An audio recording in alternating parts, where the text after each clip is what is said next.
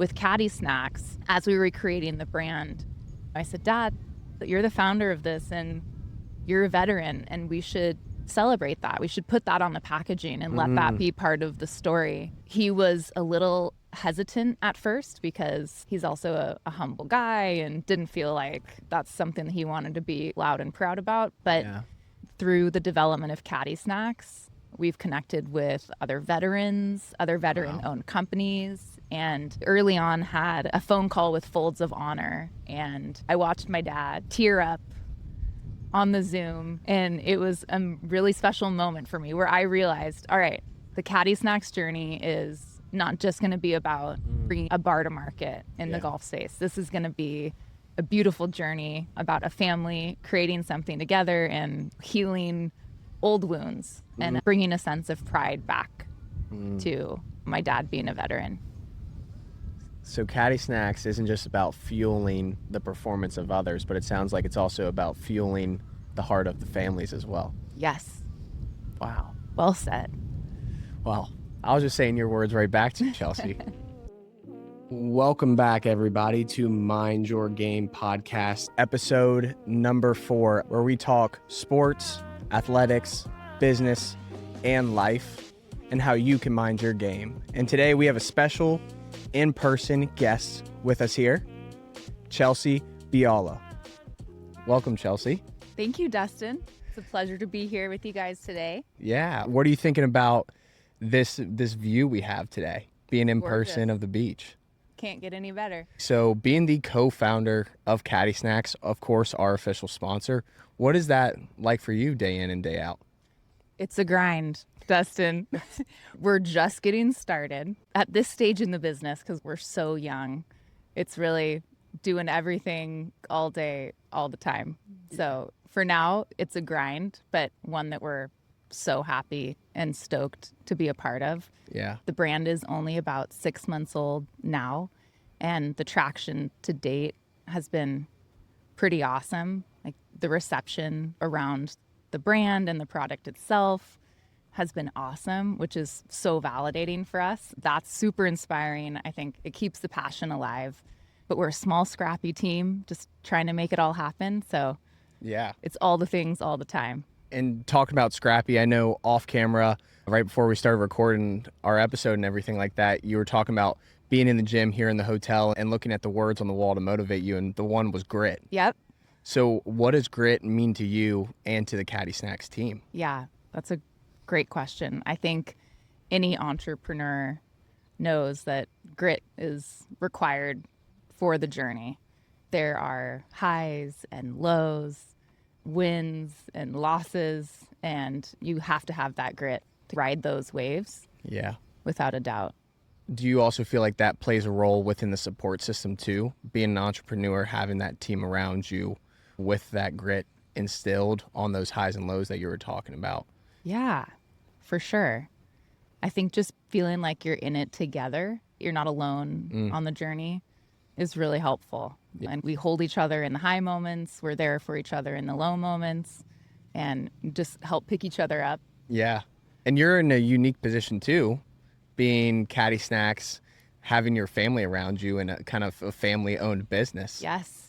So having your family, what is that like, having them as your support system and as that team, being a family and a family on top of that within the business? It's actually really special.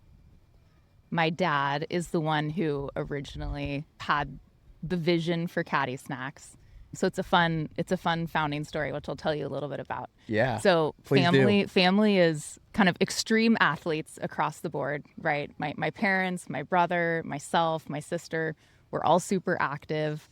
I grew up with my parents always training for triathlons and ultra distance races, like crazy stuff, Badwater, 135 miles in Death Valley. Oh. I was out there crewing for my dad 48 hours nonstop, watching him hallucinate and feed him peanut butter and jelly sandwiches. So just lots of incredible bonding through that. But fitness and health has always been kind of core to our family, and entrepreneurship too. So a family of serial entrepreneurs. My brothers always worked for different health and wellness brands. My dad actually and my stepmom built up Zoot Sports, which is one of the major apparel companies in triathlon, and also invest into other emerging brands. And then my background was in food and beverage. So building brands from the ground up in the better for you space. Yeah. And so my dad reached out a few years ago to my brother and I and said, hey, I want to do something in golf. They absolutely love golf. My dad golfs every single day. Partially retired, but just can't ever let it go. He'll work until his last day for sure. Yeah. He'll also golf probably every day until then too. And so he reached out and said, I'm thinking about golf. I feel like there's an opportunity. And so we got together and we just pulled back and looked at the category. And when you look at triathlon and other sports, there's tons of specific nutrition products to, design just for that. You've got power bars and goo. And when we looked at golf, it was like, wow, people are still fueling all 18 rounds on hot dogs and Snickers bars. And so it seemed like there was really an opportunity to design something for golfers that would give them great nutrition, would help sustain them for all 18 holes, provide like the right kind of mental clarity and focus, which of course golf's a game of concentration. So that's huge. Yeah. I'll tell you more about the ingredients in the bar and why that please do. Piece is important. But that was really the aha moment was, oh my gosh, there's an opportunity here to do something different and really create something for golfers. Yeah. And it seems like with how you just shared like the beginning stories of Caddy Snacks, the family all coming together. I almost see it like in the Marvel movie in a sense, like all the Avengers just coming together and having everyone in a space of fitness and health kind of in different categories. It seems as though all the other businesses y'all worked in, there was already something within that space. Yes. But now within Caddy Snacks, there really isn't anything but hot dogs, maybe some peanut M&Ms, Snickers. I know those were my go-to before Caddy Snacks came around. So what is it like going into kind of a new field space within golf, but not really having a competitor like the other brands and businesses that y'all have built up? Yeah, it's the fun part for me is because all the brands that I built historically went into kind of traditional grocery retail. So, Whole Foods Market, Sprouts Farmers Market, Target, distribution in golf, and kind of cracking the code on that is a whole new thing. So it's really been figuring out a puzzle. And of course, there's that white space opportunity where there aren't other people. There are a few, and there's more coming in doing the same thing, trying to address this particular use case in golf. But I think that's been helpful because we're reaching out to different courses and country clubs, and there's an appetite for what we're bringing to the table. So the reception's been great. We also sell our products online, on Amazon, and our own website at eatcaddysnacks.com. And so, just making it more available to golfers across the nation. But I think that there's a hunger for it. Yeah. Quite literally. Yeah. And so that's helped. Yeah. No pun intended. Yeah. And I would say too that if my dad came to me and said, hey, I want to start a bar business, and it wasn't golf specific, myself and almost anyone in food would say, Vito, that's a terrible idea. There are thousands of other bar companies out there, and it's hard to compete. Yeah. And then how do you stand out on shelf, and all the education required to teach the consumer why your product's better is an important part of that equation. So I feel like focusing on this niche for golf, where there really is this open space, has been a very helpful part of the whole equation for us. Yeah, it sounds like the niche and that focus that you all have just within golf. And so I feel like so many entrepreneurs, new businesses, they have an idea that's like such a big idea and not very niche. Would you say that is a tip, trick you would give to somebody that's trying to start their own business, is try to stay niche? I think it's a great way to start. Find that niche, find that unique set of early adopters, right? Learn everything you can about them. Be just obsessed with your customer and solving whatever problem it is, modifying your product, right, over time. I think most entrepreneurs know, especially in the food business, it's rare that you hit the nail on the head right out of the gate. And so just being totally nimble and adaptable and iterating to make sure it's just meeting the needs of that group and then letting things amplify out from there is a great way to start. You heard it here first from Chelsea. Anyone viewing or listening to the podcast, that is a tip and trick for you if you're trying to start your own business. So something that kind of stood out to me was the word adaptability that you use. And I'm curious, what does that mean to you as an entrepreneur? Yeah. I think adaptability, along with grit, might be one of the most important characteristics of any entrepreneur. And honestly, I think an amazing characteristic for any great human. You don't know what's going to arise. Everything is going to change. You have to be ready for the unexpected. And adaptability and how you handle any situation is going to be critical, right? To you continuing to move forward. So what I'm hearing you say is you got to be comfortable with the uncomfortable a little bit. Absolutely. So how do you, with adaptability and grit, because being adaptable, you have to, like you said, your definition of it, like kind of put on a kind of a skin in a sense of like a mold to your environment, meet people where they're at. How do you become adaptable in your eyes, but then also be true to yourself at the same time? Yeah. Well, I think one is just expectations, right? So going into any situation, knowing, right, that how things unfold may not be linear. So I think if you go in prepared for the unknown and expect that unique circumstances may arise, that from the get-go sets you up in a better spot to ride whatever waves come, right? Then there's not like this moment of tension and friction. You're just saying all the words that I always hear from athletes, high performers, and business owners, and the other word was expectations. Do you feel as though having a team around you, you all have to all be on the same page when it comes to expectations so you all are aligned in a sense? Yes, I would say yes. But I think also the magic of the team is that we're all working together in real time to define and redefine what those expectations are of each other, of the business. And I think it really comes down to having an amazing team, right? That you can trust and know will support each other in the right way.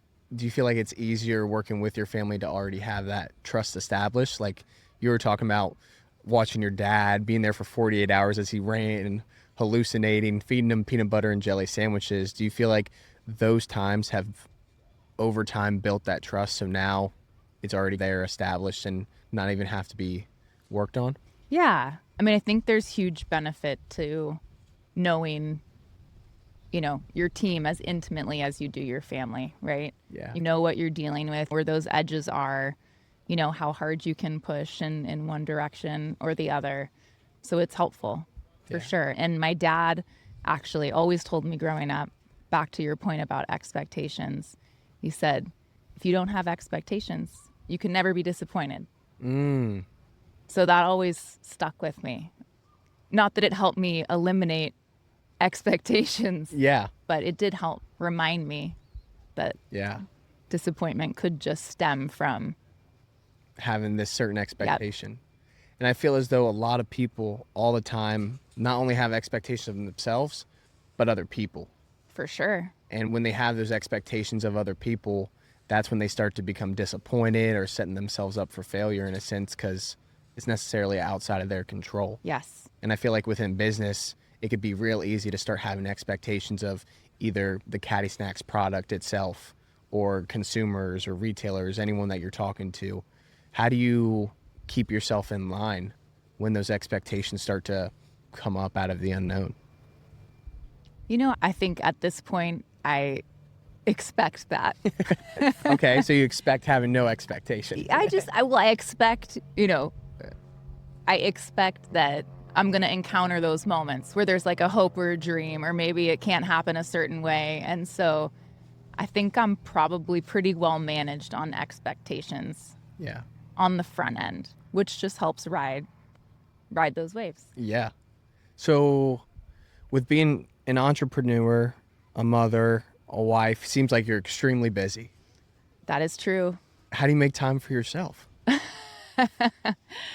Well, It's also a requirement, I think, just for my own kind of mental health and being the best that you can. So Yeah. I like the philosophy of prioritizing kind of self-care and what you need. And then that in itself lets you be the best mother, entrepreneur, wife. Yeah. So I carve it out. I put my workouts on my calendar and I love it. make time to have the long chats with old friends. And Yeah. So it sounds like it's at the top of your priority list. Like Yes. one of the top priorities for you is putting yourself first. yes, I would say that to be totally realistic, as a mom, it's probably second. Yeah. The aspiration is first, Yep. but you've got to be super adaptable. Exactly. I feel like we're going to be using those words all week now. Yep. Just adaptability, grit, expectations, all of those things. And speaking of putting yourself first, prioritizing yourself, prioritizing all the needs within your life that you want to focus on. I know we were touching on at the beginning of our podcast today, the nutrition aspect of Caddy Snacks. Yes. How does that filter into the mental side of the game of golf and just life in general? Yeah. I think what you put into your body truly affects how you feel. Like we all know that Yeah. today. And so with Caddy Snacks specifically, it's amazing for the game of golf, but it's really fantastic nutrition for any day. We designed the bar it's really a superfood bar packed with different nuts and seeds. So it's almonds, sunflower seeds, pumpkin seeds, chia seeds, all, with great kind of antioxidant properties and good fats in there. And then we sweeten the bar with dates and just a touch of agave. So these unrefined sugars that have a lower glycemic impact, so you don't get that spike and crash like you would from some other kind of sweet treats or bars. Yeah. I know And I've then- experienced that on the golf course. The current flavor that we have, which is chewy cherry almond, we also use tart cherries, which are also kind of a hot, trendy ingredient right now because of all of their superfood qualities. Also super packed with antioxidants, great for recovery, anti-inflammatory. And then our special ingredient, and my brother, Ben, is the mastermind behind this, is the addition of L-Theanine. And L-Theanine is a naturally occurring amino acid in green tea leaves, and it really supports cognitive function. It's actually a nootropic. Okay. Do you know much about nootropics? No, so I know I take a pre-workout with it. Yeah. And keeps me focused. Yes. And going. So I'm curious what kind of makes that the special ingredient with the nootropics. So the nootropics are kind of anything that has, a mental or cognitive benefit without any harm. So there's no kind of side effect or downside to it. And actually, almonds and pumpkin seeds are also nootropic in nature, like it's a whole food nootropic. So L-theanine specifically provides this calm, kind of steady focus. It can be a great complement to caffeine. So if you had a cup of coffee before your round, you're feeling a little jittery, a Caddy Snacks bar or some L-theanine will help calm that down. Okay. And then if you're at the turn, Yep. that in combination with kind of the sweetness from the dates and the fats from the nuts and seeds, you also get some fiber in there. So it just gives you true sense of satiety and helps you maintain that concentration as you start to fade.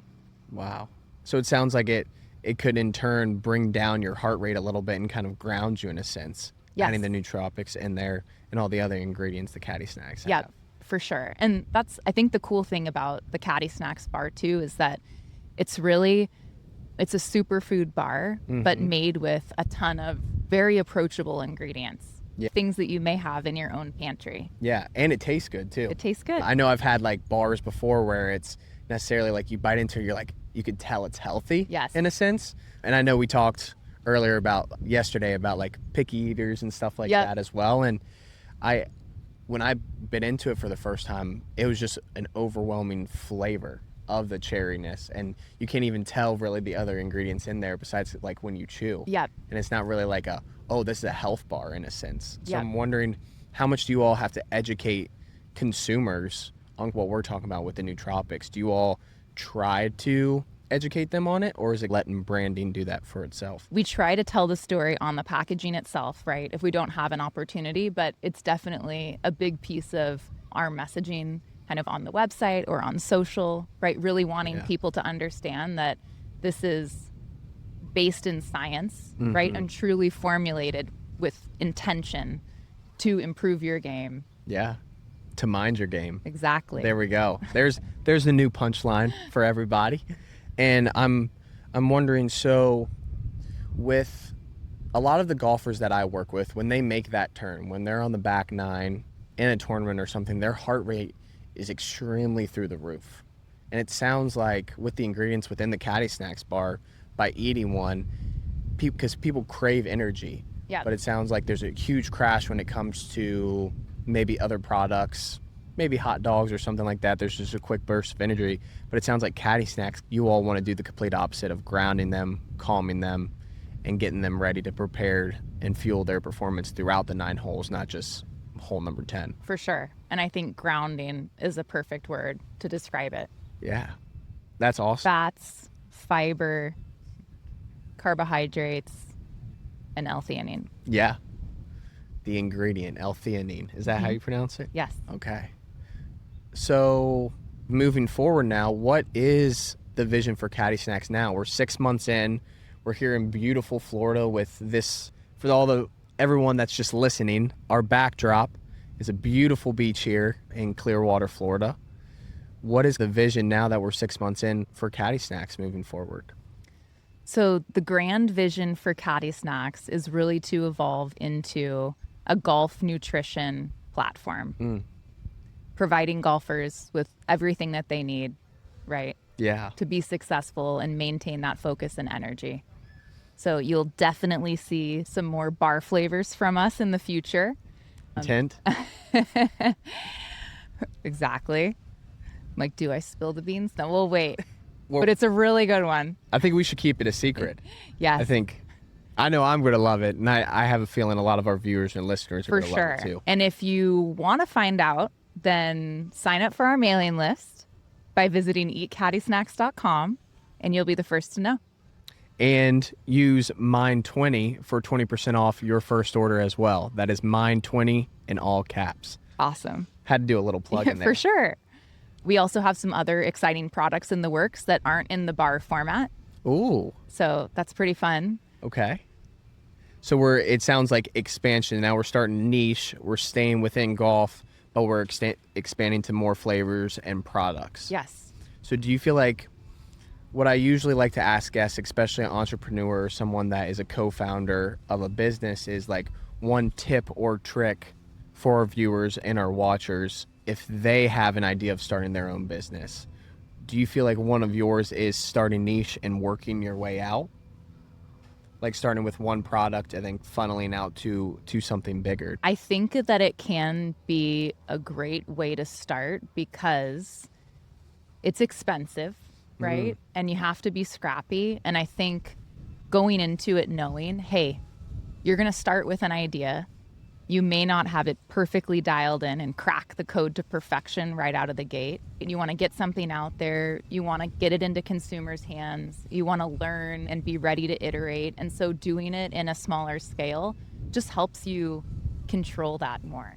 Yeah. So that's why for us, we started with the one SKU, right? We wanted to put something out there. We wanted to see, does this resonate with golfers, right? Are they enjoying the bar? Have we hit the macros? Does it make them feel good? Yeah. So. Well, I think as being a consumer myself, I could definitely say y'all hit the nail on the head. Awesome. And now knowing a little bit more about the Nootropics as well, I can totally see the benefit of having that special ingredient. You said gave kudos to your brother. Yes. On adding that. And yeah. When I meet him in person, I'm definitely going to give him kudos too. Awesome. What would be your biggest tip, trick for anyone that's listening or watching our podcast episode today that wants to start their own business, maybe doesn't have the exact funds that they want, but have this idea and this burning passion? What would be your tip or tricks for them?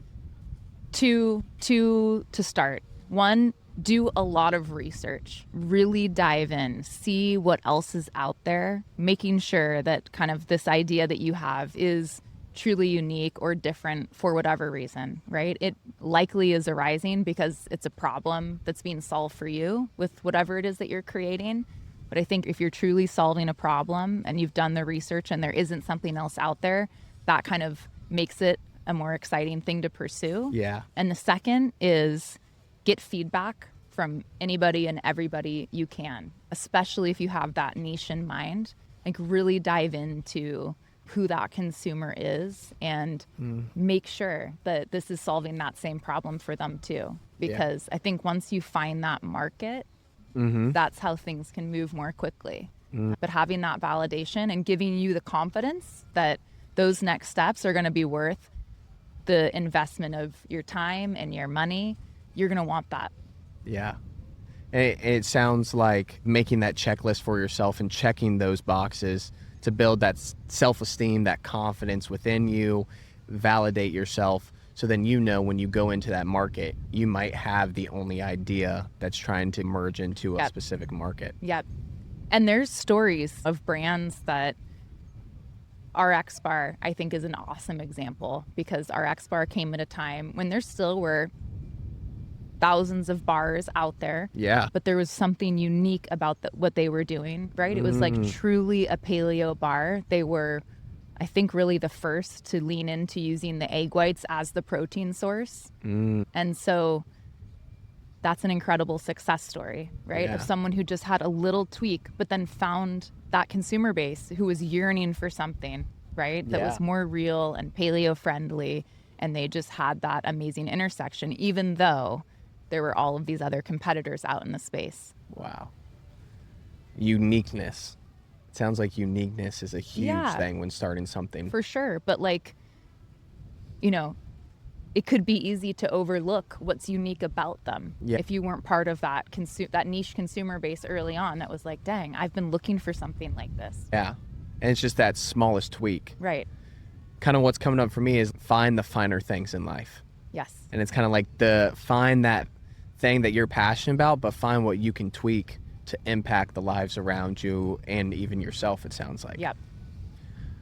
So how has Caddy Snacks impacted you, Chelsea? Well, what is that uniqueness for you is what I'm curious about now.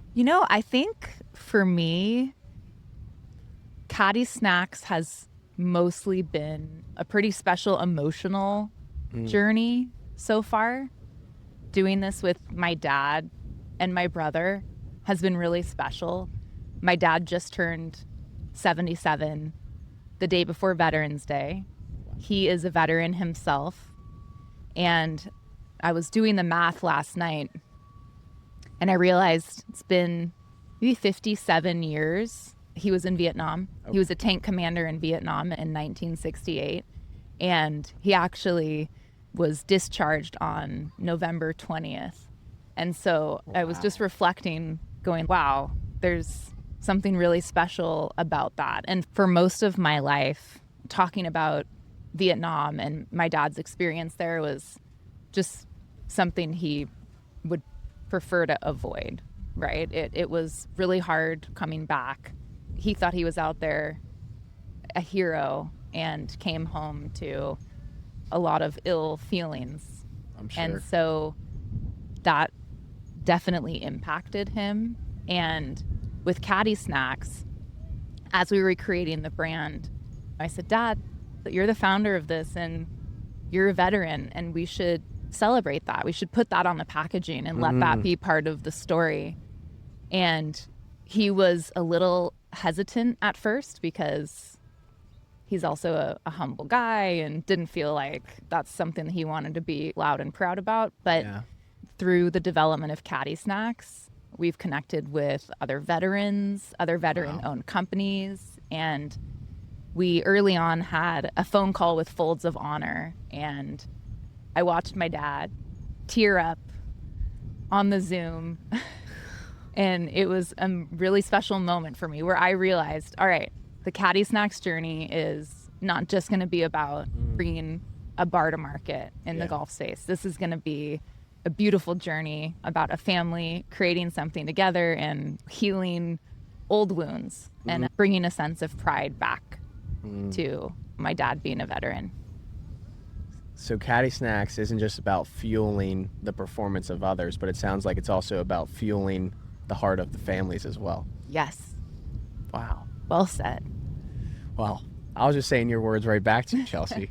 And I can even feel it within the air now as you share that story and share the impact of your dad being a veteran, but very humble, where he doesn't want to just go out and just, hey, I'm a veteran, and let everyone know. Yeah. Keep it hidden in a sense. It sounds like he's been able to come out of his shell. Yeah. And own that he was, and let his story be told right along Caddy Snacks' story. Yes. Absolutely. I know it's really hard to take one big takeaway, but what is like your biggest takeaway for these first 6 months from Caddy Snacks? I think that my biggest takeaway is validation. So actually getting the product out there and in the hands of golfers and caddies, professional golfers, your everyday golfer, right, who's just getting started. The reception to the bar has been really fantastic. And so I think it feels like we're on the right track. Yeah. And having that validation at this point in time, I think keeps that passion alive to keep going. And who knows what can happen. Exactly. Sponsor of our podcast. And I know we're down here in Florida right now, and we were just talking about grit, and I could feel the motivation within you as you shared kind of the validation that you all have received over these 6 months. So you want to share why we're actually in person and down here in Florida a little bit, and what we're doing down here to our viewers and listeners? Yes. So, I mean, it's a fun story. Matt Park and my husband, Cheyenne, actually go way back, old high school buddies. And so when I was launching Caddy Snacks, I had shared something on my Instagram, and Matt was like, hey, what's going on? You're doing Caddy Snacks? Like, let's chat. I'm doing the MPGA thing. And so we got on a call, and the timing was perfect, right? He was ending his chapter with NASA and leaning full force into MPGA, and we were starting Caddy Snacks, and we decided, let's figure out how we can support each other. And mental health, obviously, and mental performance is a huge part of what we're doing. Mental health is close to our hearts, not just because my dad is a veteran, but because that's important for everybody every single day. And so there just was this natural kind of synergy. And so we're down here at the Annika, supporting MPGA and Caddy Snacks, getting the word out about Caddy Snacks, introducing kind of the brand and the bar to players, spectators, caddies, and just meeting all kinds of great people that support the game. Yeah. And we're very excited to record our first live in-person episode. Like I've said before, she doesn't need an introduction. The co-founder of Caddy Snacks, our official sponsor of the Mind Your Game podcast, Chelsea. And with that being said, thank you so much for joining us, Chelsea. Really excited to see all the connections we make down here and growing Caddy Snacks and the Mind Your Game podcast to the moon. Amazing. Honor to be here with you guys. Thank you so much for having me. And that will be the end of episode number 4 with Chelsea, the co-founder of Caddy Snacks. Thank you for watching. Thank you for listening. And until next time, we'll see you later. Grab your next round of Caddy Snacks at www.eatcaddysnacks.com.